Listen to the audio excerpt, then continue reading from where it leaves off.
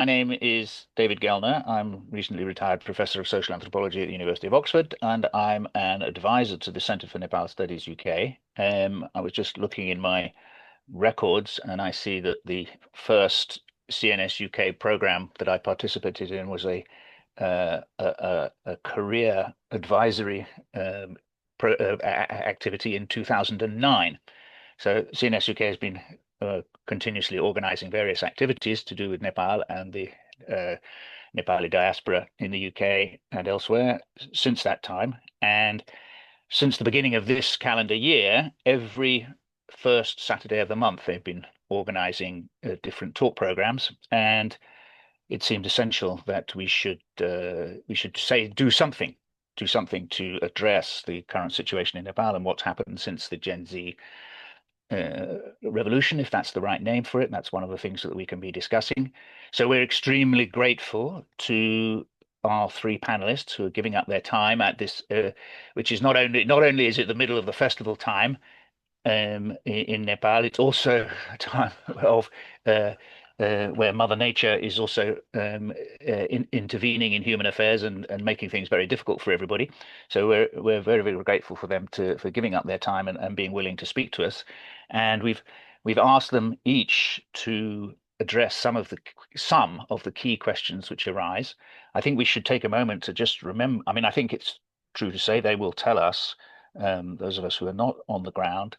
uh, I think people are still in shock, both at the level of violence on the first day of the events and the fact that the state, the police were willing to fire live rounds at young people's heads and bodies in a peaceful demonstration. I think people are still in shock about that. And then there's the second shock, if you like, the kind of subsequent violence, the violence against people, violence against property and national uh, heritage property and personal property that was unleashed on the following day. So anyway, there's a lot to discuss. Our three panelists are in order, and I'll introduce them in the order that they're going to speak. First, Arnab Chaudhari, whose LinkedIn page describes him as a young indigenous Tharu community member, a lawyer, and a dedicated advocate for human rights, indigenous and marginalized people's rights issues, and social, climate, and environmental justice movement. And he's in that capacity, he's member of various human rights and youth bodies. So as the kind of person closest in age, I think, to the people who started this whole movement off, we're going to ask him to go first. Our second speaker is Manushi Yami Bhattarai. Um, she's a sort of activist and a politician. She was involved in student politics when studying, and she has MAs in both politics and history. So double MA from TU and an MPhil from JNU in Delhi, Nepal Open University, and at Thames International College in Old Bhubaneswar. And she's an important person in the Socialist Party of Nepal, Naya Shakti. And our third speaker is Amish Mulmi. I think he's well known to many people. He's a writer, a historian, and a journalist. He has worked as editor for Himal South Asian and various other bodies. And I think he's so probably best known, most famous for his book All Roads Lead North, Nepal's Turn to China, which not only it taught me a lot of things which I didn't know about the history of Nepal, Nepal's links to the north, and it takes a deep dive into the history, but it's also very much about the current situation. And it was in 2021, The Guardian chose it as one of its key books, quote, that explain the world. So that's enough from me. Let's turn over as I say, each of our speakers has 10 minutes, and then we will ask them to address questions which you will be able to put into the chat. So just let everybody know this session is being recorded. It will in due course go on the CNS UK YouTube channel. So if you don't wish to be identified on the YouTube calendar, then you can switch your camera off. Right. So first speaker, Arnab Ji, the floor is yours, or the mic, the internet mic, the globe is your. So please tell us your thoughts about what happened 3 weeks ago and why.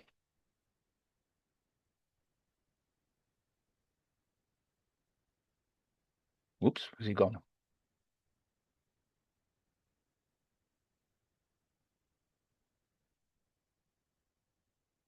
I do not see Arnab Ji. Suddenly, he was there a minute ago. So this is a fantastic technology, but it looks as if at the key moment the the electricity has gone down in Dang, where unfortunately Arnab was stuck. Okay, so I suggest hopefully Arnabji will come back at some point, or electricity will be revived. So I suggest we move to our second speaker. That's Manush Manushi Yemi Bhattarai. Manushi ji, the floor is yours. Oh, hello everyone. I was actually really looking forward to listening to Arnab ji before I could speak about my own observations because I was very proud to hear him talk in various media outlets about what the Gen Z movement was about. He was, I think, right at the front line. He was one of the frontline activists. So it would have been a good beginning to hear from him first. Now, how I saw the September 8th event was actually more as a teacher.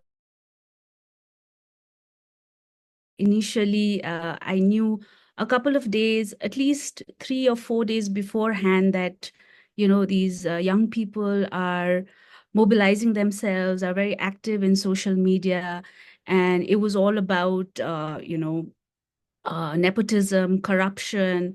And I was very happy that they were talking about economic disparities, because for the last 2 decades, most of the movements that we have seen happening in Nepal was largely around identity. They were largely identity movements. Women's movements, Adivasi Janjati, Madhes, queer movement. So these were the issues that my students in particular in Kathmandu were concerned about, and of course the environmental crisis as well. But very few were talking about economic issues, economic disparities, and that was mostly the rural Nepal that was more in tension about these economic crises. In Maitighar Mandala, which has now become this symbol for protest sites, there were largely these small farmers, sugarcane farmers, very poor people who were trapped in debt cycles. These were largely the rural Nepal who were thought to be going through, who were actually going through economic distress, but the urban Kathmandu or my students, who study in these sort of upper middle kids of the upper middle class, they had a different set of issues. That's what I thought. But then at the eve of September 8th, I saw all of these things coming together. For me, when I look back, what I see is that the underlying tensions, primarily of the economic kind, which we as politicians or as students of political science, we felt that it could explode at any time. We just didn't know that it would explode on the 8th or 9th itself. So I think it was a combination of that underlying tension coupled with this outdated political leadership, gerontocracy, which for decades and decades we had the same names, same faces of leaders who were governing us, and the utter irritation that the young people had with this group of leaders, which was again amplified by the inability of the second rank leaders within these traditional parties to outseat their chairpersons or their leaders, topmost leaders. So a combination of all of that, and then triggered by the social media ban, amplified by this huge social media outreach. And I must say that the Nepo kids, Nepo baby trending social media campaign was very effective, because this was something that I'm a kid of two prominent politicians, but I had been saying for quite some time, Ever since I started, working on my own, being a taxpayer and having a kid uh, in Kathmandu and going through this process of how does one uh, make a good livelihood in terms of giving good education to your kid. It's ridiculous how expensive school education is in Nepal. It's ridiculous how you cannot afford basic, health facilities. It's so out of reach of the common public. So it was issues like these that, really even irked me. So it was bound to, so when the Gen Z really in a very creative manner had this social media campaign of calling out Nepo kids and demanding transparency and accountability. We were really supportive of that. I remember my students had said that they were going out. I encouraged them, but also told them to be careful because, you know, uh, being active in politics for quite some time, I knew that there was bound to be some infiltration. That always happens. You always have to be careful about any attempts to hijack the movement. And what I'd heard from some young people before September 8th was in Reddit and Discord, these social media apps that young people were using. There were even these talks about using bombs and asking for chemical formula for these bombs. And when I heard that, I sort of scoffed at it. I remember not taking it seriously at all. I just thought it was these young people who are like, hyper, excited and really full on prepared to have this street protest. And I thought they weren't really serious about the usage of violence. But and then it took a very violent turn all of a sudden. I'm sure you've read many pieces where, and you've heard Gen Z people. Arnab is back here. He will certainly tell you that there was this group which was very conscious about what they wanted to do and what they did not want to happen. They were very clear about not making it violent, of not destroying public property, and not even crossing the barricade. There was a group of that, but then there was this other group that I think the organizers themselves were not prepared for, which overtook the movement very suddenly and very quickly. And then you have the a response from the state side, which was totally unnecessary, disproportionate, and this indiscriminate firing on young people. And in the digital age, when those images became viral and it was easily available, it was bound to lead to a public outrage. The next day on October 9th, I was also fully prepared to go out in the street despite the curfew to protest the murder that had happened on the 8th, and to demand at least the resignation of the prime minister, which should have happened on the 8th itself. So these timings were very important. And this was something that the Oli government utterly, miserably, failed in those areas. And that just led to this, whatever happened on October 9th. And I know that the Gen Z, the ones who were active in organizing the events on 8th, they have dissociated themselves with what happened on October 9th. They've said that it was a total, hijack of the movement, and there were other elements that really entered into the play and started, all that, you know, arson and loot and vandalism and all of that happened. Uh, but what I do know is that it was a combination of all of that. Had that not happened, had that brute display of anger, that rawness with which some groups of young people really displayed their anger, the government would not have been toppled. I know that. So, it's very interesting as a student of social science to study violence, state violence, and the counter violence that happened. By now, we already know my father's house was one of the houses that was targeted. It was burnt, and we know that we know for a fact that they weren't the Gen Zs. Visibly, they weren't the Gen Z protesters. It was some other, infiltration. It soon became a display of, revenge, political revenge, personal revenge, one party against the other, uh, and all of that, and also loot and, robbery. So that was the 8th and 9th. Now, I remember Professor Gellner also circulating these, I think, questions regarding the army's role and about the outside influence. And also, please tell me, I mean, how much time do I have left? Because how much have I spoken? You're almost out of time, I'm so almost, just yeah. take one or I'll two just, 2 minutes. Just take 2 minutes and then wrap up. I think, I'll leave it to Amish to talk about the outside influence because he's the expert on that. Um, um, about the army's role, um, I have a feeling that it could have gone really, really wrong.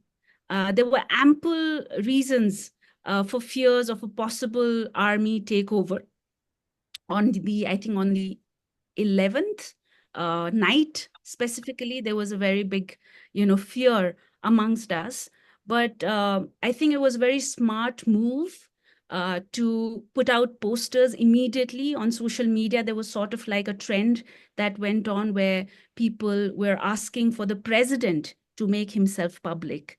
And this was, instead of outrightly provoking the army, uh, uh, the call was instead for the president to make himself public and to make a public statement.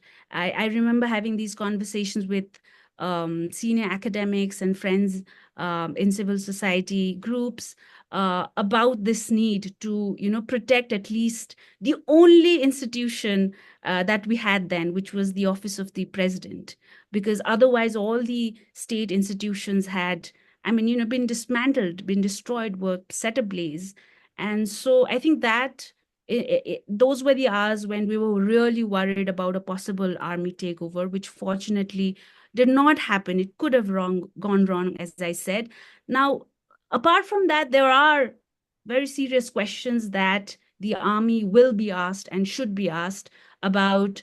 Wasn't there any space for the army's role apart from either opening fire, using their gun, and remaining a silent spectator? Uh, isn't there a third option? Isn't there some other role that the army could have played on the 9th itself to, protect the state officials, the state buildings? And let's even forget about that. The bare minimum obligation towards the president, who is your supreme commander in chief. So, what happened in that regard? These are the questions that the army will be asked and will have to, face.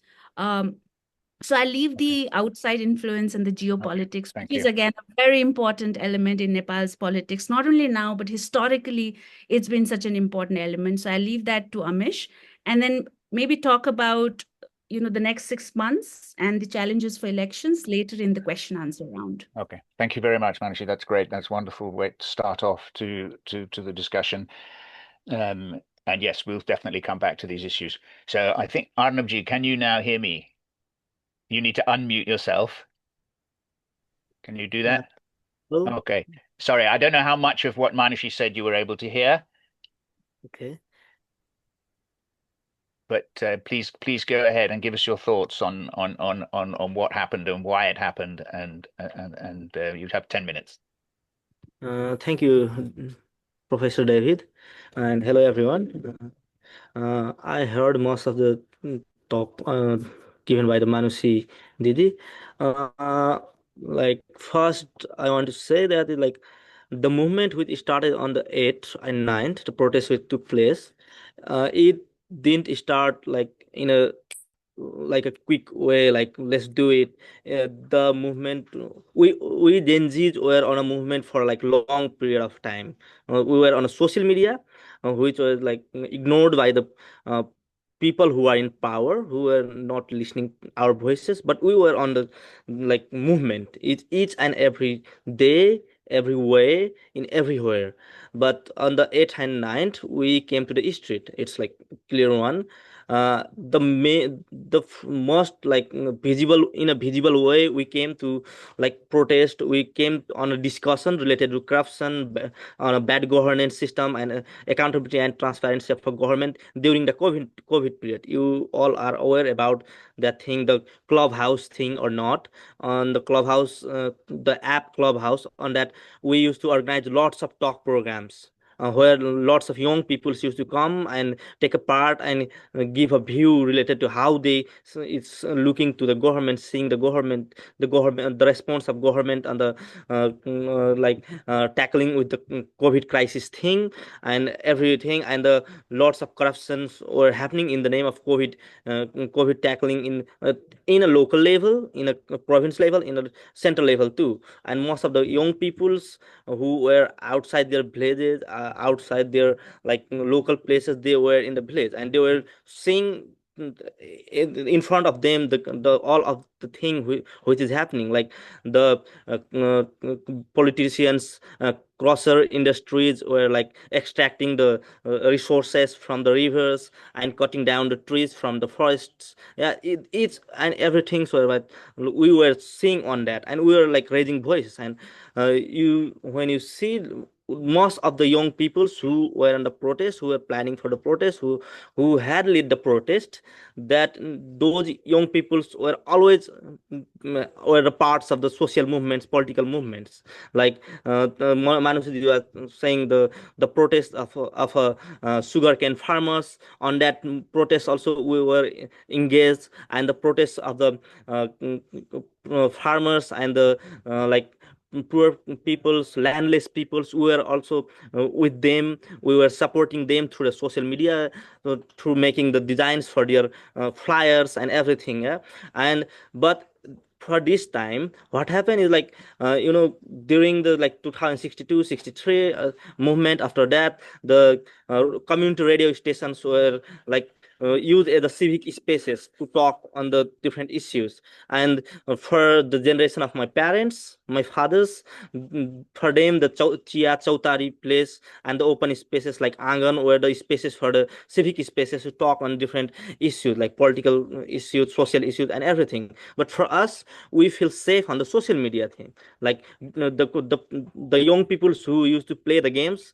they use the Discord as a place where they can express their everything, express their frustration toward the government, frustration toward the society, frustration toward the social taboos and everything. And the other young people's like for us, we use social media platforms like for boys they made the safe space like MRR, yeah, and for women's they use the space like WRR. And and for like more safety thing, we started using signal apps, and we started making WhatsApp chat groups and social media chat groups. So through this we were on a every time we were on the movement. But when government banned the social media, and we didn't find any spaces like civic spaces to talk about this and talk about the corruption things for governments and everything. And then the TikTok was not banned by the government, so most of the young people started using the TikToks and started making the videos. And this is what happened is like we are very much connected with most of the political elites children through the Instagram, because we all follow them, each other we follow them, like they are influencers or something, and they show lots of their lives. They capture the pictures from wherever they go to visit, and we used to see that, and we were like wondered, like most of the children were like from our own community, because we had voted them and we had sent them as the representatives in the parliament. Yeah, and they all, each and every politicians are from our own community, and we know from like from the initial phases, because we we played with their children at our homes, at our village, because we are from the same community. But when we are in the university level, their life suddenly changed. They started riding the cars and the sporty things and something like expensive things. They started buying expensive things. They started going to the malls and buying the luxurious things, and they started living the luxurious lives. So that shocked us how they become how they started living such life, because we are from the same community. My father have also fought for this country. His father or her fathers have fought for this country, but my father is a farmer now. We are wearing gold stars. I'm not saying the gold star, but it's Nepali product. But we are wearing finding the cheapest way to fulfill our needs, but they are finding the expensive way to living their life. So that triggered us, and we were like frustrated, and we were also the taxpayers, and this become the major issue is becoming the access to the resources, like how the resources is being distributed. Yeah. And when we try to start our own business, and we had to go to the meet the politicians, and we had to please them.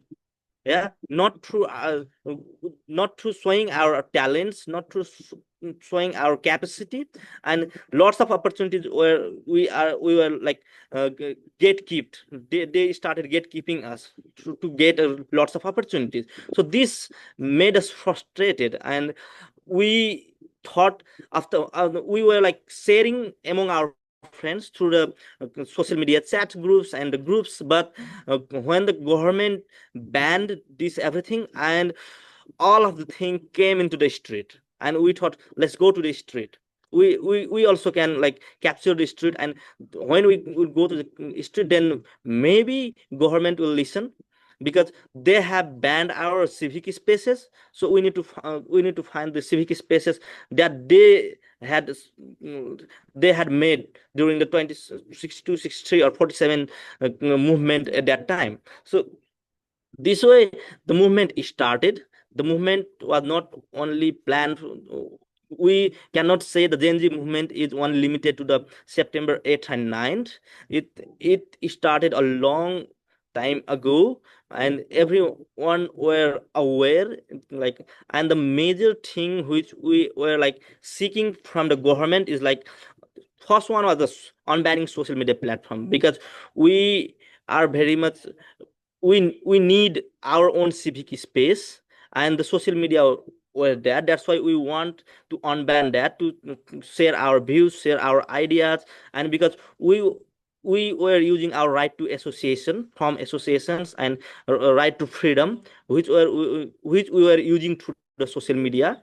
And we have like to use the right to association, we had group chats that were also like some form of organizations, or some sort forms of organize, like some forms of groups, and the political groups, social action groups, and young people's like the Gen Zs were very much involved on the rescue process during the 2072 too, and also during the COVID. And in each and everywhere, if you see, the young peoples are involved on the each and every sectors to like rescuing and like working on the social things, and working against the social taboos and everything. So another one is, we had seen the corruption from our eyes, because, and that's why we wanted to have the proper investigation on the each and every institutions, and the persons who are sitting on on the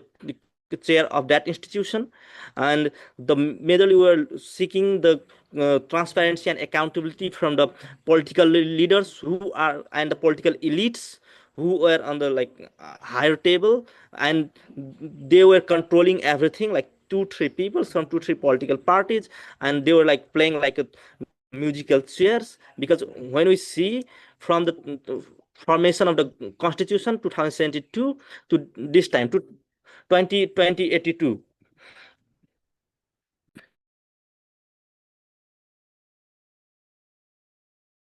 Sorry. So sorry, my You see? niche is here. Okay. So that, Okay. yeah. Your time is up, but do you want to quickly conclude?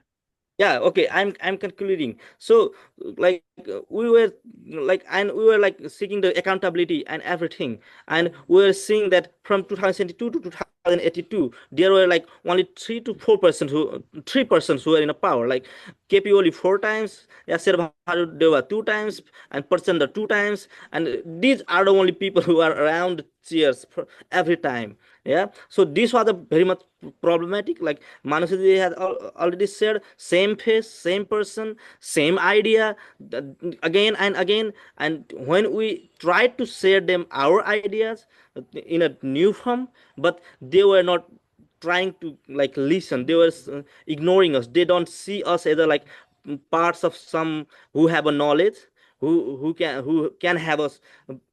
We know we are not in a like in a proper, we are unable to say the things in a proper way, but we also have something to say. So that's why that thing, transparency and accountability, and we wanted good governance. And we wanted another thing in the protest, we wanted like the resignation of the insensitive, incompetent and corrupt government, like the current government of the KPOD led government. That was the thing. And now, and there was another question about is Gen Z, how we can define Gen Z. What we see is like Gen Z is not simply as in a age bracket. It has become a collective force now that demands meaningful change. That is good governance, a corrupt-free society, and a truly inclusive democracy. We are like determined to get that. And what we started as a scattered protest has evolved in a continuous determined movement. We are not bound together by a single leader or a rigid organization, but we but what we instead our coherence comes from shared values and frustrations amplified through the use of new technology. We are mobilizing the digital platforms. We are trying to find some innovative and creative ways to organize, to resist, and to sustain our visions. Yeah, thank you. Yeah. Thank you, thank you, Arnab. That was brilliant. And I'm sure people will have lots of questions that they want to ask about that. So let us turn to our third speaker, Amish Ji. If you could unmute yourself, and you have 10. Can you hear me, David? Yes, I can hear you. That's fantastic. So if you could, yeah, go ahead. You have 10 minutes. All right. Thank you so much for having me, and to both my speakers as well. I think some very interesting points raised. I just want to sort of like look at it. Of course, both of you have given a deep explainer on how these things happen and what the sort of goals were. But I want to look ahead a little bit on a sort of a longer, let's say, longer term perspective.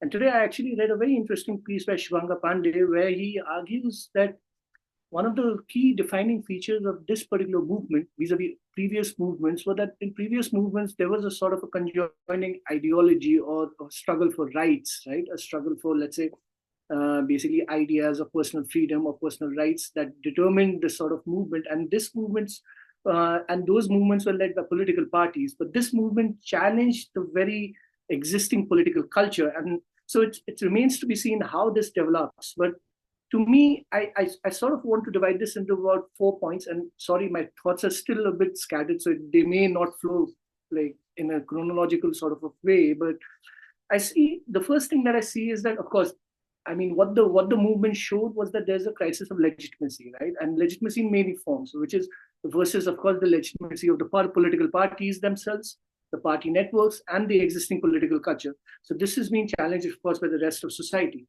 But equally important, I thought, and Manushi talked about that a little, was that the legitimacy of the state itself was challenged because of the violence that was imposed against the state. So violence against the state has become a norm in the protests now. And that, to me, of course, is a more worrying factor, because that, of course, then generates its own reactions and counter reactions that we've seen UML leaders now threatening, other Gen Z protesters. And you hear that a couple of Gen Z boys were beaten up in rural areas as well by party workers. So you can see this sort of reaction and counter reaction also happening. But then the third one is, which is also concerning to me, is that how when we say the Gen Z, I think we have to stop defining it as a homogeneous sort of a force. I think there are variations in it, and because of that, sort of our inability to look beyond the homogeneity, what has happened is that who has emerged as a legitimate view of a voice of the Gen Z? I think there is a big disparity over here. I think many people are speaking out in the name of Gen Z today. For instance, there's the protest plan on October 9th, and a lot of Gen Z's leaders, associations, they've come out saying, no, we are not taking part in this protest. But yesterday I saw a flyer saying some Gen Z Abhiyan, wants this protest. So you can see people are appropriating this idea, people are appropriating this tag. So who speaks for the Gen Zs? Of course, there. But in terms of legitimacy of the state, right? As I see it, the interim government, it has a couple of primary challenges. Yes, the election is the first there. But I would argue that if it can hold, let's say, an investigation into corruption, let's say it just charges a couple of leaders, it investigates into the September 8th mass killings, I think it will have sufficient legitimacy, it will garner sufficient legitimacy from the larger public to go into the elections win in time, perhaps a little later, but I think those will happen. But the counter question that emerges is that whatever actions the interim government takes, will these be legitimized by the political parties themselves? And right now, what we are seeing is that the political parties are reorganizing. They're sort of trying to counter this interim government's moves. They're trying to sort of delegitimize it by arguing about, they're indulging in vendetta politics. So you can see this sort of counter reaction also emerging, right? But the key question I think that will come up now is that how will, let's say, the various Gen Z groups, let's say there are multiple parties that will emerge, how will they shape the new politics that is to come? What is the shape of those politics? Will they go beyond the existing party culture? If so, what sort of norms will they espouse? What sort of ideologies will they espouse? I think those are some terms, or those are some ideas that I at least am not fully clear on. If someone else is, I'd be more than happy to think about it. But as I see it, one of the defining features of this younger voices, younger nationalism, is that while there is disparity, while there is a lot of, let's say, like universality in terms of, let's say, internet usage, in terms of borrowing ideas, I also see a worrying sort of return to centralization of authority and homogeneity of identity as a sort of commonality. And I think these are, like we said, that we know that, the 2015 Constitution was sort of devised to acknowledge the diversity of Nepal in these many, many ways, right? And it was a very, very delicate sort of a document. So how will these issues be resolved in the coming years? And I think one of the key features that I see over here is that it's challenging, let's say, this entire political movement. One of the key features that has emerged is that it's challenging the federal, let's say, nature of the Constitution, the provinces particularly. And as I see it, the question is, I think all of us can agree that provinces haven't really worked to the efficacy in the last 10 years. But I think the key question that we should be asking is, why haven't the provinces been allowed to work? I think that decentralization of power that was supposed to happen, that has never happened. So I think these are questions that we may be wanting to think about. But of course, like Manushi ji said, like Arnab ji said, I think what this movement has done is it's amplified an urban-rural divide as well. It is also, but equally, I think it has amplified a non-party divide, and especially, of course, the age group is, of course, there. But I think even within the larger population, the idea of those who are party cadres versus those who are non-party, let's say, populations, I think that there's a vast sort of there's a deep polarization that has occurred right now and still ongoing. And I don't know how this will shape politics in the days to come. But the opportunity here that I see is that when new parties come in, there is an opportunity to reform the party system as it exists in Nepal, like, the party networks, the sort of Afro-Manchi networks, all of those. And it is very difficult, but will we see that? I certainly hope so. We have seen parties like the RSP succumb to that same party network, to that same, the attractiveness that political power in Nepal holds, the idea that without power, one cannot do much as a political party here. I think the RSP sort of succumb to that idea. I don't know how, let's say, younger parties, newer parties will now tackle this idea, the nature of power, political power in Nepal. And the third, I think we have to go back to the basic, which is both what Honorji very, very, coherently mentioned, which is that the idea of corruption, right? And Manushi also said that, and I've been thinking about this, that since post 2015, what we are also seeing, we've not seen decentralization of authority, but we are definitely seeing decentralization of corruption. In that corruption, the entire loop has filtered down up to the local level. So it is the idea that you said about underlying tensions, what Arnab said about, like we saw these guys who were growing up with us suddenly shopping in malls. You can see that corruption has become decentralized in that at the local level, it is filtered down. But when the Gen Z is demanding to end corruption, one part of it is, of course, the investigations into the corruption, into the public offices, into the public officials. But the other part is a deep-rooted issue of governance, and how it's corruption is essentially a governance issue, and tied to it is the issue of impunity and accountability. And unless we see governance reforms, which means you have to have even a more transparent bureaucracy, a more transparent governance. You need to have effective right to information acts. You need to have provincialization, the decentralization of powers to the provinces, that has to happen. And of course, there have to be adequate punitive measures. But I think, when I just think about corruption, the fact is that there is adequate incentive in Nepal to become corrupt. You have to ensure that corruption, to be corrupt, does not have an incentive. Now, how do you do that? That is, I'll come to that in a little bit, but the immediate example that a lot of people quote this is that of Singapore, where you raise public servant salaries to corporate level salaries, so that you disincentivize corruption and you make punitive measures against corruption that much heavier. I don't know whether that is possible here or not. It perhaps holds certain ideas, but I think conjoined to this idea of governance and corruption reforms is also economic reforms. And like I said, I think the key issue is unemployment. I think the key issue is that there is lack of economic opportunities at home that is forcing Nepalis to go abroad. But as I see it, in our economic system, currently, there is no incentive for reform in any case, right? Because number one, there is deep-rooted suspicion towards FDI, and the private sector over here has not done any favors by becoming crony capital, acknowledging, by sort of promoting crony capitalism, by being co-opted into the very system, and therefore not, let's say, incentivizing or promoting any economic reforms from their end. There is also a very much what I call an outlook of aid rather than of investments. When you're looking abroad towards, when you're looking towards capital generation, you're looking at aid as a primary tool rather than investments.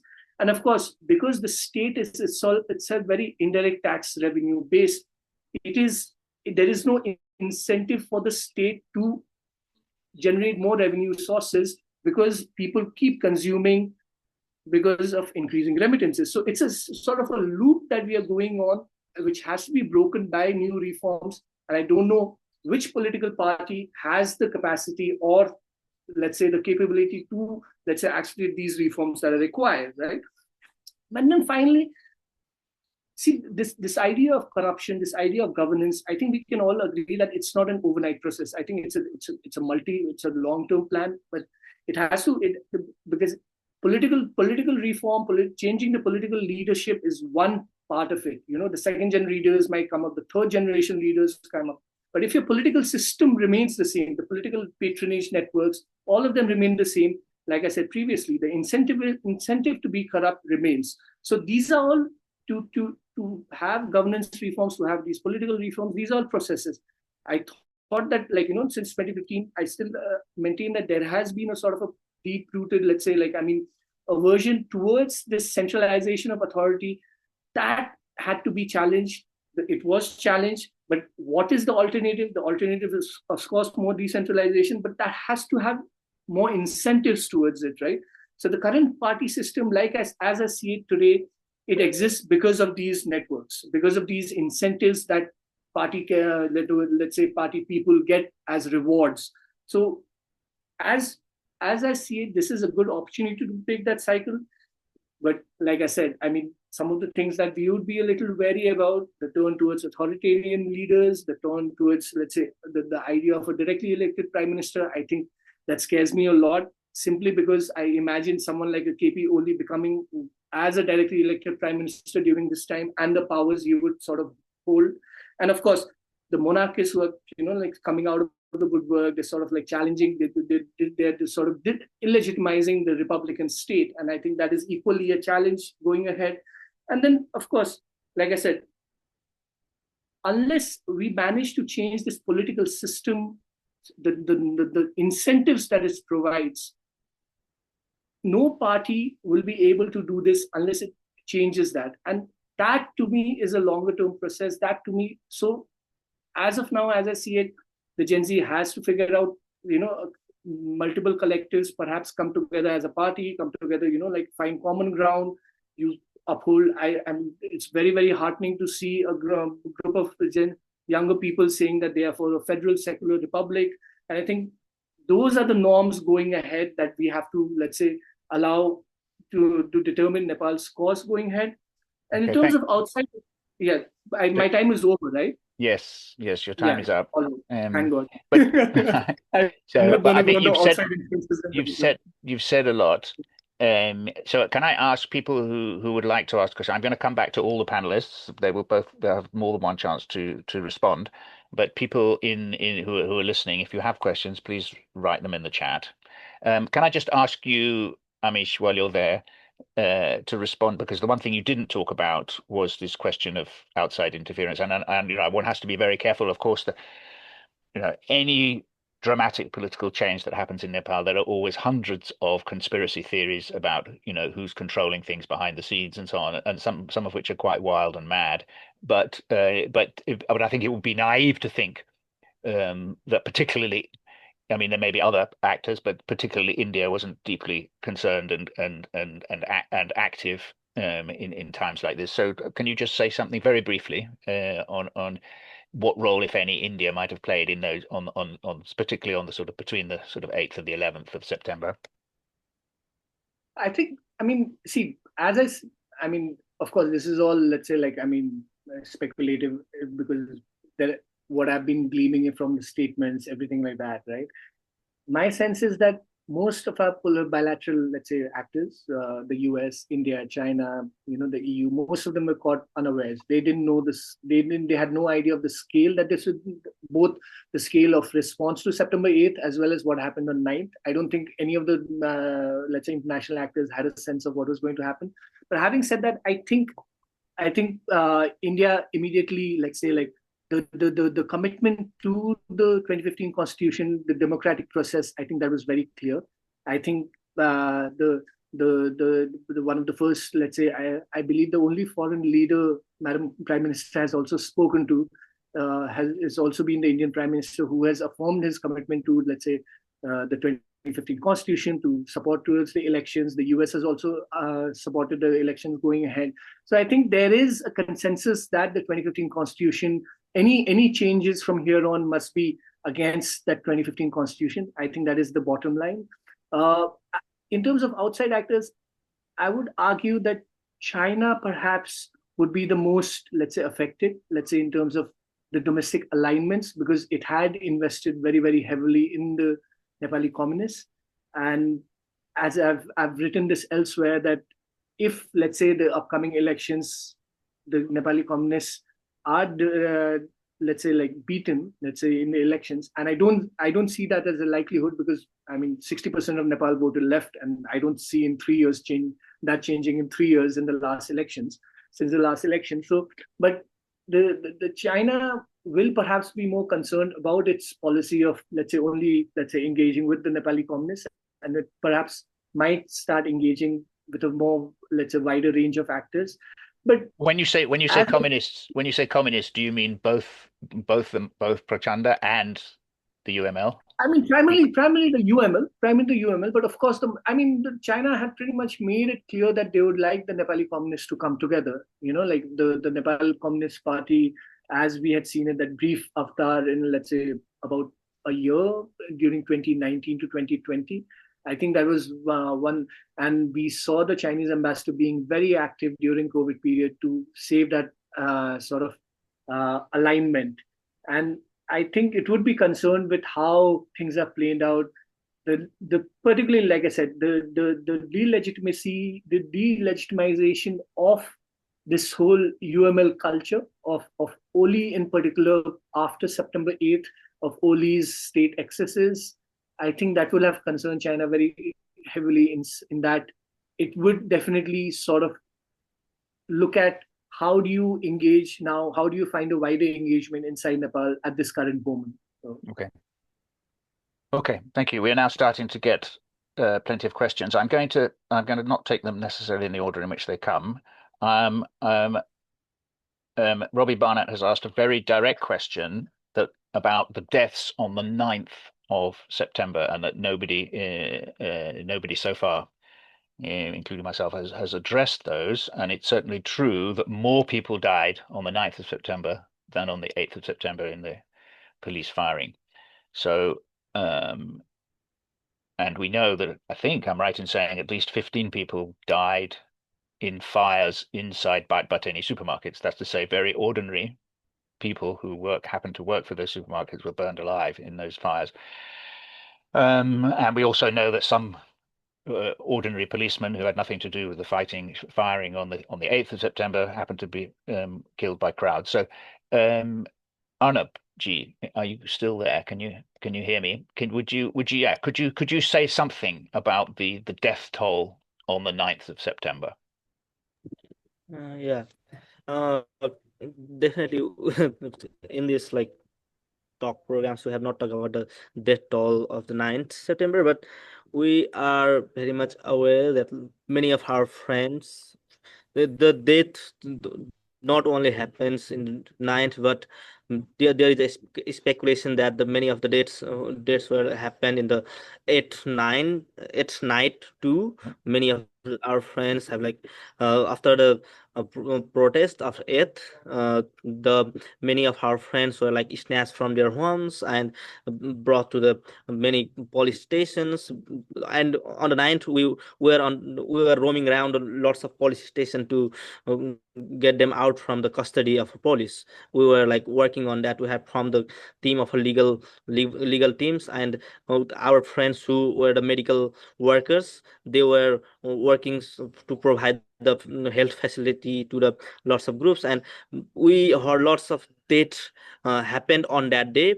And we are aware that in the name of Gen Zs, many peoples have done lots of crimes, lots of arsons, and the Manushi, they have already like said that there were lots of happens.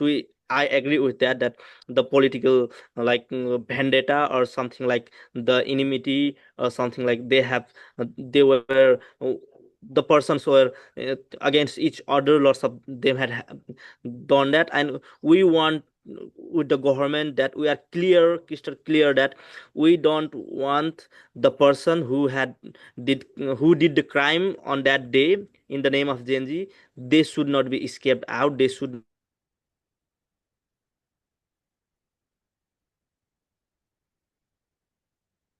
Oops, I think we've lost Arnab, but I think we got the main point. Manushi, do you want to say anything about this and the whole question of people using the chaos as a cover for taking revenge on political enemies?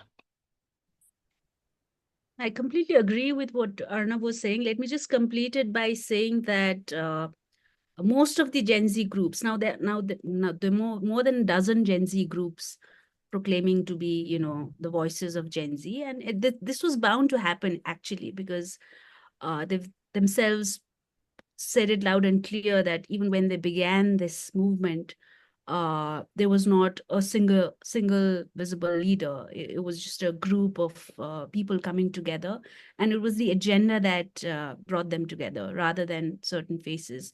But in the aftermath, there have been few statements that they have circulated and even presented to the interim government, to the new prime minister, and they've made it clear that some of them at least have said that the violence that happened on the 9th, which was, arson and loot, and also some policemen being killed, even that has to be investigated. But there's another group of Gen Z who are completely against investigation into those incidents and have prioritized the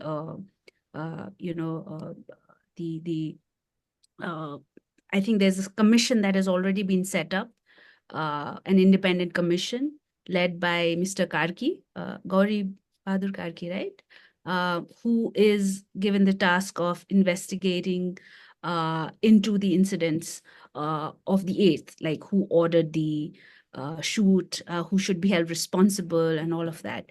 There was some confusion about the deaths and violence on the September 9th and the approach of the government, which, when the police made out these calls to report anybody who had been involved in the loot and arson on the 9th, the government again sort of, I think, made a statement saying that the police has to stop doing that for now, and that task has to come under the overall overarching responsibility of the new commission that has been set up.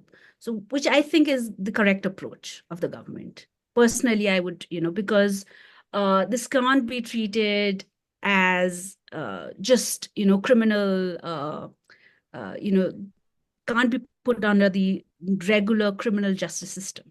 It has to be investigated through a different process, which I think is through the setting up of an independent, powerful, autonomous commission.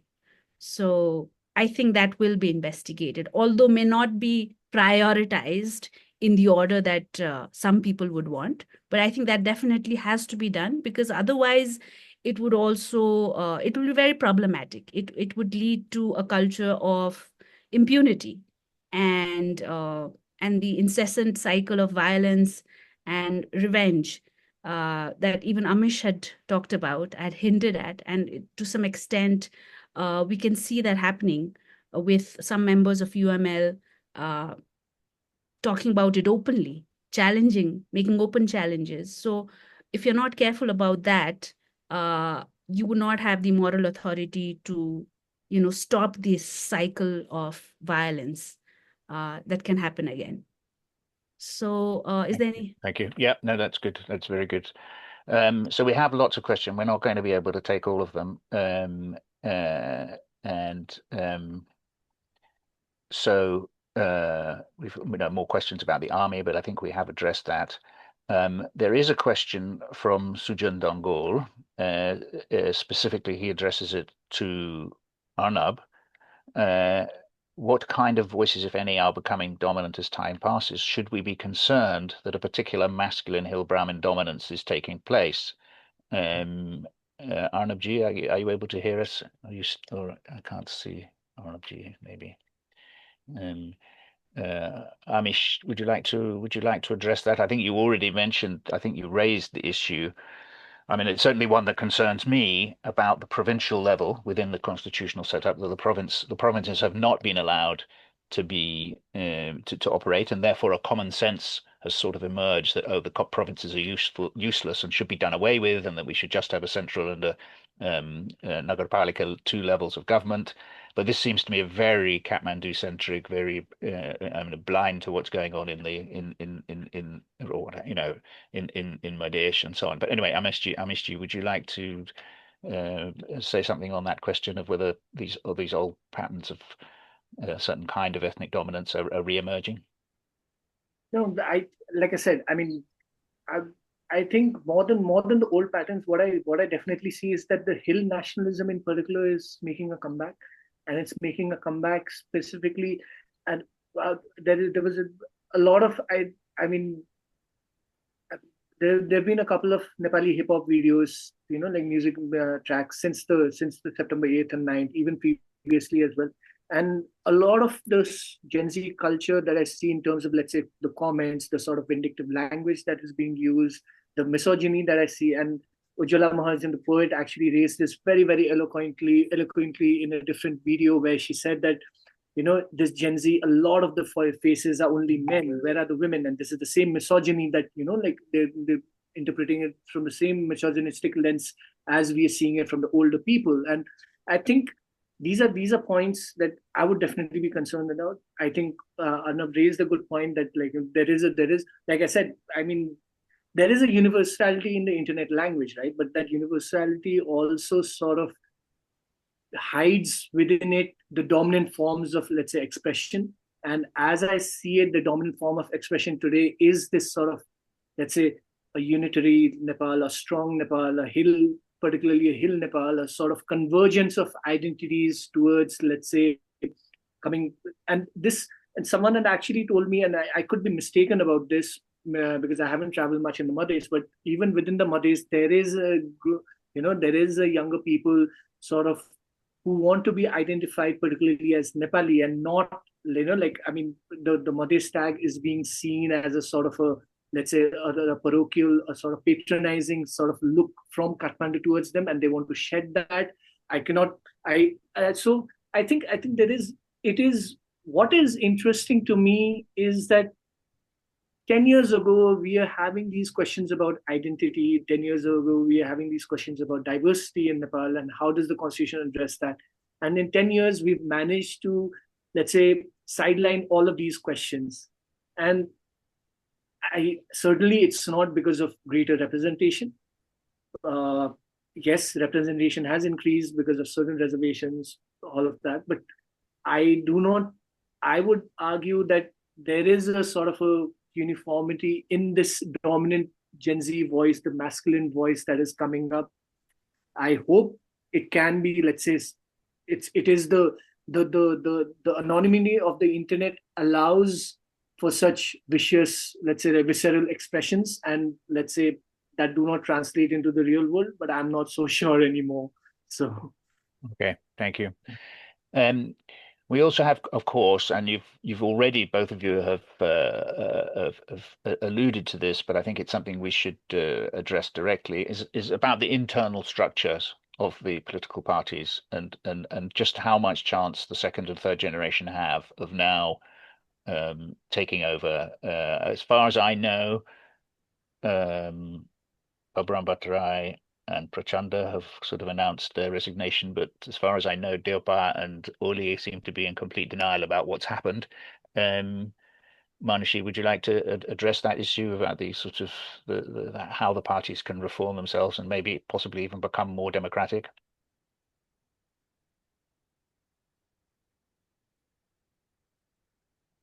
Well, I had personally, lost hope on the three main political parties and their ability to reform, especially unseat their leaders who've been heading their parties for, I mean, Prachanda's been the chairperson for 30 years now.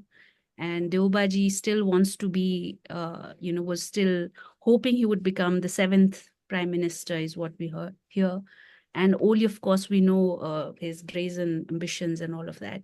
So I think, as I said in the very first part of my presentation, I'd said that, all of the combined frustration and tensions, it was also amplified by the inability of the second ranking leaders within these parties to, outdo their old leadership and, claim the leadership of their own parties. So I think this is the only chance, this is the last chance that they have to reform their parties. I know my own friends in these parties, Congress, UML, and Maoists, are now talking about taking bold steps for what they call as Hastantaran and Pustantaran. But what they're forgetting is Rupantaran, which is transformation. We don't want a new generation which is just going to repeat the mistakes of the previous generation. So that transformative aspect is something that they're still, I think, not taking very seriously. And this is important because it's not only, reform of the party is not only about outseating one person, let's say Oli, Deoba, and Prachanda, and replacing them with just new faces. They have to come with an agenda of new politics, of new ways of democratizing their own party, of making it truly inclusive, not only in just a tokenistic manner, because it is mandatory to have 33% women in your central committee, but beyond that tokenism. So all of these things, and also be transparent, because these second and even third rank leaders have been groomed in the same style and manner, which is a continuation of that politics of patronage, of Afno Manche, and utter, lack of transparency. So that's why Can I ask you and though? one of the reasons, I mean, because that justifies, I have to say this to justify my own dissociation with the Maoist party that I was part of for a long time, because of this lack of hope that there's going to be, a substantive effort to transform themselves. I think the alternative has to come from outside. Of course, this is not to say that they've become they have no space and they have no relevance. Of course, I'm not saying that. They're going to exist. These parties are going to exist. But I think the next elections, Amish said that it's very unlikely for the 60% of the constituencies which voted for the left, the communists, to decline so rapidly in a couple of months. But I see that happening. I see this rapid, um, decrease in I think they've really lost their relevance, at least in the ground level politics. And it's going to be very difficult for even the left to how they treated the communist or even the Maoist, as a constituency, as a voting constituency. I think that's been dismantled this time. Not thoroughly, but to a large extent. So I think the alternative has to definitely come from the newer forces. The RSP, which came as an alternative, and one of the reasons why this September 8th and this explosion that happened was also because of the inability of an alternative party or force like RSP to really portray themselves as a viable alternative. So plenty of questions raised even to especially to Ravi Lamichhane, and what happened on, was it the 9th when he came out waving, and right? So I mean, that was a very disgraceful show of so anyway, so even that, I think there has to be a churning of a new kind of alternative force, definitely led by people like Arnab. But the challenge is that, as he himself said, they're not a monolith. There is this challenge that there are going to be Gen Z who are more prone towards some sort of authoritarian, centralized, exclusionary politics. And then there are going to be people like Arnab and the others who are more, progressive in their outlook, and who are very conscious about what federalism is about, what secularism is about. And so there's going to be that, divide that's going to happen. That's definitely going to happen. But I think for the elections that are going to come up, these are the young people like Arnab, who are going to take the lead, who should be taking the lead. Otherwise, these old guards are not going to give up. They're not going down easily. So can I ask you, I mean, as a political scientist, can I ask you a sort of, a very practical question, which is, under the current system, 60% of the constituencies are first past the post. And at the moment, as Amish was saying, the two big parties, Congress and UML, are the ones with the organization at the grassroots who do you see these new emerging parties, based on Gen Z activism, do you see them managing to actually put up a serious challenge in those first past the post constituencies, where by definition, you have to get, even if you have multiple parties, you really do need to get 25, a minimum of 25% of the vote, 25. I suppose you can win. Technically, you could win with less than that, but are these Gen Z activists really going to be able to form maybe an alliance of parties? Is it too early to say whether they will have an alliance of progressive parties that will be able to challenge the old dominance of the big three parties? Well, the mixed electoral system does make it very difficult for any force to emerge as a majority force numerically in the parliament. But I think in the first past the post seats, which is 165, I think the new groups can, if they can get there, and not lose much time, do it quickly to at least get together, um, give up on, I know in the very first few days there were already these tensions. I do know from conversations with young people that certainly some young women were very uncomfortable with this, show of masculine sort of display in the talks, either in the representation of uh, dialogue groups with the government side, all of that. So there are going to be that division, those fissures. But I think uh, within a matter of few months, I think they can come together, uh, outline a broad map of and a shared agenda of for electoral, for their what do you call the Ghoshna Patra, the what is it? Manifestos. Manifesto. Yeah, a combined manifesto or sort. They could also, in fact, they can force the current government to, just as they were able to make a provision for registration of voters, because conventionally, once you've announced the election date, you cannot open registration for the electoral rolls, right? But they've managed to do that because this was the mandate of the Gen Z, and to facilitate more Gen Zs to participate in the elections. What they can also do is to have a provision where for the proportional representation, where a group of people or a group of different groups can use one single electoral symbol, even for the PR. So necessarily they may not be the same party, but there could be, I think, in terms of electoral practices, you can have this experiment, because the challenge I see is not in the first past the post seats, it's the PR. And politicians, these politicians that the young Gen Z want to do away with, I think that they'll be too scared to contest direct elections. They're going to take the route of PR, right? Okay. Because for them, uh, crossing that threshold of 3% is not going to be a very big deal. So even so the Gen Z has to be prepared for the PR.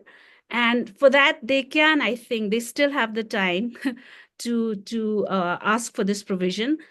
Politically, I was somebody who really asked Gen Z representatives to not immediately ask for the dissolution of the parliament, but to hold it at least for a day after Sushila Karki, when, she took office, to at least have the parliament for a day so that there can be some amendments, including an amendment to make her own appointment constitutionally firm, but also to make certain changes in terms of the electoral system.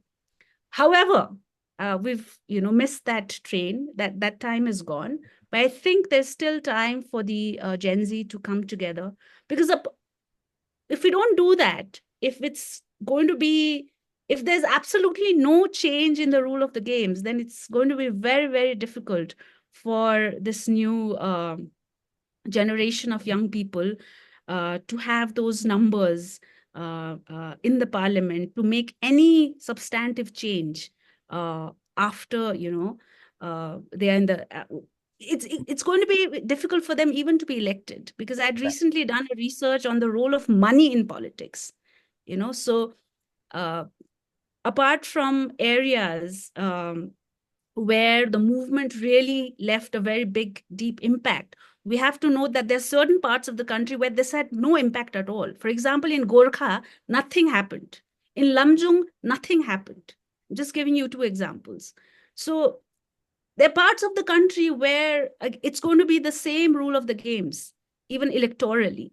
So, you have to be careful on how you're going to, emerge victorious in these circumstances. Okay, thank you.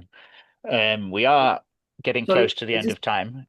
sorry, I just wanted to add something to what Manushi was saying. Yes, I please. think one point that we forget is also, I mean, this entire movement was born on social media, and I think this whole demand for change has also been happening on social media for a very, very long time.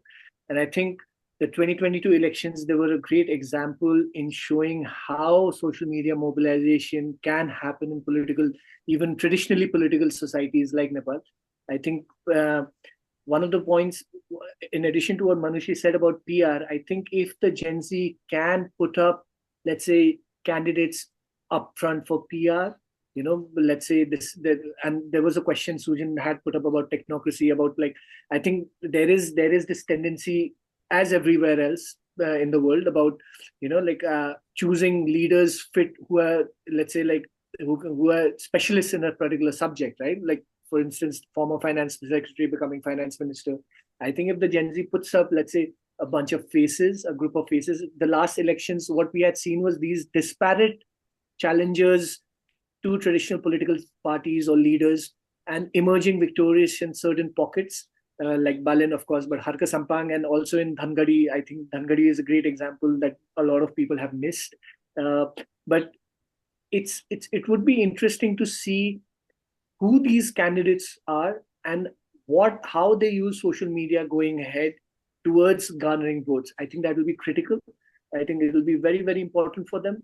And that's where this other idea of how do you, what I'm seeing these days on Discord also, but on Instagram, on TikTok, is also suddenly there's a realization, there's a shift in the discourse among, let's say, young people from, okay, political change in political system, but now the hows of the change, right? How do you go about changing the constitution? How do you go about winning an election? These are questions I think the younger people will start asking. So I think we must not discount that either. But yeah, that's about it. Thank you. So Arnab has been dropping in and out, unfortunately, due to unreliability of of Wi-Fi in rural Nepal. So that's something we could put on the agenda of the new government, improving Wi-Fi connectivity. He's put into the chat that Gen Z are very clear that those who've committed criminal acts in the name of Gen Z should definitely be held accountable, and the government should carry out. And we've discussed that, and Manushi has made some very good points about perhaps it's not a kind of day-to-day matter for the police to just consider like an ordinary criminal event. This definitely requires a kind of big proper investigation with powers. But Arnab ji, can you unmute yourself, and maybe, I don't know if you want to respond to some of the things that have been said about, possibly particularly about the question, the practicalities of going forward to elections and actually winning elections when you have a large number of small groups. Because we've certainly, one of the things that we've seen, I mean, when the first, if you go right back to the 2008 election, there was a huge, now suddenly with proportional representation, there was a large number of small parties. But as time has gone on, and especially also with the flip of the proportions, 60-40 proportions, so that it's now 60% first past the post, and instead of 40%, those small parties have been squeezed. And we've seen small parties gradually getting smaller and the bigger parties coming back. So, Arnab ji, do you want to say something about that? Thank you. Sorry. I am facing lots of internet problem here, and we have like data network problem too. So that's why we have to like depend on the Wi-Fi only. Regarding the election thing, is that now I am in my place, and I have not been engaged in any time like this, like regarding the political talks on the issue, like talks related to the election. Many of the young people are very much like determined, interested, and they are like they, because government has just opened about the enlisting their name on the voter list too, and many of the young peoples have started filling the forms, because most of the Gen Zs have not gained the vote name their name on the voter list. They are aware now. They are like enlisting their name on the voter list. From tomorrow, maybe the government office will open, and they are going to like going to the election commission office on every district to enlist that. And uh, when they get that, and many of them are like very excited to be, because we all are aware that in democracy, like our country, we have a right to be a representative and also to choose the representatives. Yeah, if we have like certain, we have like pass the some certain criteria, we have certain eligibility. And many of one of my friends are very much excited to be a part of this election as a representative. This is like very good sign that they are like they want to be, and my friends who are involved in the political parties, lots of political parties, they are associated, and they are also like going to fight within their political party to get that and get parts of the election. So I think the political parties are will give the tickets to many of the young peoples too, and they will send the young peoples in a ground, because in grounds many young peoples are trying to be candidates on the election. Like myself, I am seeing myself as the like face of something who is going to run in the coming election, maybe. Yeah, if I get the chance. If that's why we are gathering supports, we are getting the peoples. I don't know about the political parties they are going to form, but I am sure that the many political parties, political powers will emerge from this movement. I am sure, because in this the heterogeneous countries like ours, we have like lots of political, like ideological differences among the Gen Zs also. Some Gen Zs want back, yeah, monarchy back. Some Gen Zs wants we should not, we should prevent the talk about the directly elected prime minister, or like we want a parliamentary system. So there will be like different forces, and maybe, and I don't know what will happen, but I am like excited to see that there will be many young faces in an election. uh, on this election they will not be able to win, maybe, or they may win this election through the first past the post system.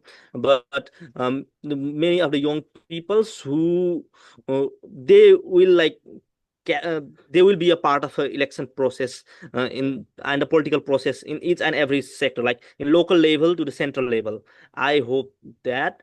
And on the proportional representative things also, we are very much like determined. Like myself, we are advocating for the inclusiveness in this government, in the each and every parts of the decision, like in the investigation process, in everywhere, and the process of making laws, and process of and we want that the persons who are going to discuss, or who are going to be a panel of negotiators with the prime minister, we are also advocating that there should be the like proportional representation. There should be the women, there should be the indigenous young people from the indigenous community, young people from the Dalit community, from Madhes, and from the far western region too. So that's why like when we saw the panel which were like confirmed by the team of Sudhan Gurung, that they will be the representative of like negotiation as a representative, and we oppose that. We are not going to agree this panel, because this panel is not inclusive.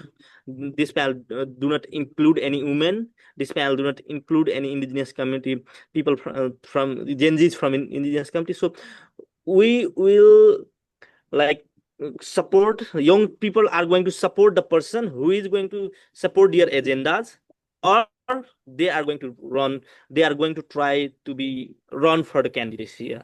Okay. We Does see. just a sort of, this is a small technical question, but does does Sudan Gurung himself not count as a Adivasi Janjati? Yeah, we do not think that the being only the face as the indigenous community, but he or she should carry the like legacy, or like the what do you say, uh, like he or she should understand the problems of the indigenous communities, and she or she should understand the like how they are going to represent through the lens of the indigenous community. Yeah. Okay, interesting. I just wanted to make one technical point. Please. Is Yeah. that I hope Arnab, you are above 25 because the minimum age that makes you eligible to contest the upcoming Yeah. elections is 5 years of age. And this was something that Yeah. I had talked about with some of your friends to include it possibly in your list of demands, that you bring that age down to maybe 22 or even 20, which is the practice in many countries, in fact. And this was an opportune time to make that amendment. Uh, but I didn't see it in any of the demands. But I think many of your friends are not going to be able to contest these elections because of that technicality. Thank you. Okay, well, we are over time. I would like to thank the organizers behind the scenes without whom we couldn't have had this miracle of connecting across continents and across time zones. And I would like to thank very much our contributors, Arnab Chaudhari, Manushi Bhattarai, and Amish Mulmi. Thank you very much for contributing your thoughts. I think I apologize to those people who've put detailed questions in the chat. I think we have actually touched on quite a lot of what you raised, but I'm really sorry that we couldn't go through them. It's very clear that this is a matter, the future of Nepal obviously is a matter of deep concern to everybody on this call. And we could easily have gone on. Maybe we should have gone on to Discord and we could have spent the entire Saturday from morning till night discussing these issues, and we probably still wouldn't have come to a conclusion. But I think it's been really fantastic to hear your voices, and thank you very much. Have a very wonderful rest of the weekend, and Arnab ji, best of luck in the elections.